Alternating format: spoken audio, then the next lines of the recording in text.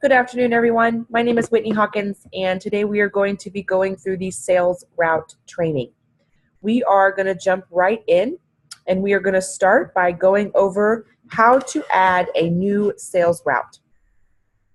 You're going to start by going into your Contacts tab, and you're going to click on Company Contacts.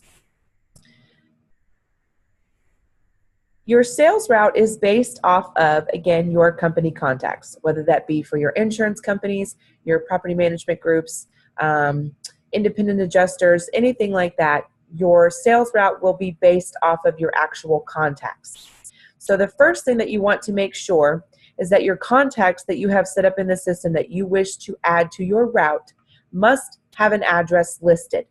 So when you go into your company profile page and then you go into your contacts, your specific contact that you have listed must have an address to go along with that profile, or you will not be able to add it to the sales route. Okay? What we're going to do now, I'm going to scroll down to the bottom and I want to show you. You have two options in your company contacts area. You can now add to an existing route that may already be existing in the system, or you have the option to save and add a brand new route. If you notice on the right-hand side of your screen, there's a new column called Route. Simply, all you have to do is click on the green plus sign, and it will now add that as an option, again, to either add to an existing route or to add to a brand new route. Okay, so I'm going to show you how to do that. I'm going to bring up some companies that I put together so that we are able to quickly add them. Again, I want you to keep in mind you do have to have an address in these fields for your contacts, or they will not be able to be added into the sales route. Okay, so I'm going to go through and we're going to add these. Okay, and I'm going to click on Save and Route because I want to add these to a brand new route. I now need to enter in my route information. You can name your route whatever you wish to name it. You can put your name in there. You can use the month. So if you want to put August's route, you can put the name of your territory. Whatever you wish to put in, you can do so for this route. So I'm going to name it my territory, Southside Route. I'm going to type in a starting location. If you notice, the second I started typing in numbers, it was automatically picking on destinations that are around my area. Okay, so the system will pick up on your location. So you want to choose a starting address, wherever you want to start for the day, and then your destination address. So where do you want to end your day? The destination address can be the same as your starting. If you leave it blank, you'll notice right here that it will default to your starting address. Okay, but you can type in, whatever destination address you wish to use. You then want to choose your marketing rep, which would be yourself. And then you want to choose the route frequency. So how often do you wish to run this route? I'm going to say this is one that I'm going to run monthly.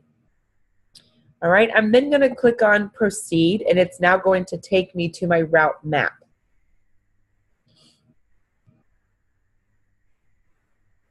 My route map will put all of my contacts in order based on the optimal Google route. So whatever way Google feels would be the best for you to follow, that's how this route will be set out. Now you do have the option of changing it up a little bit by simply dragging on these, and you can drop them wherever you wish to do it. So let's say I want to make this one my last drop, not my first. Okay, well this will just simply move the route around, and then it will bring up with a brand new route for me to follow.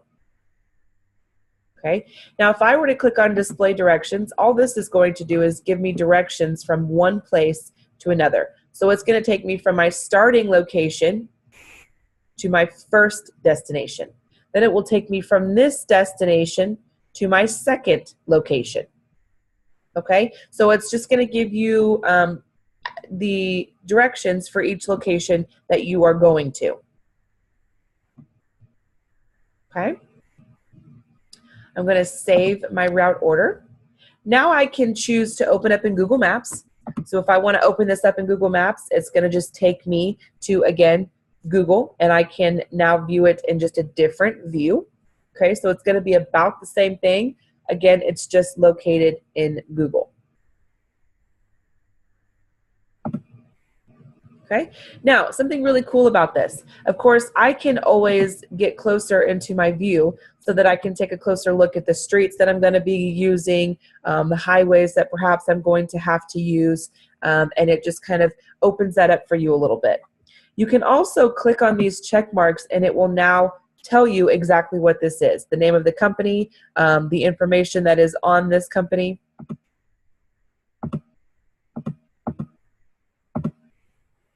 Okay, so it's actually going to give you just an overview of what is included with this company.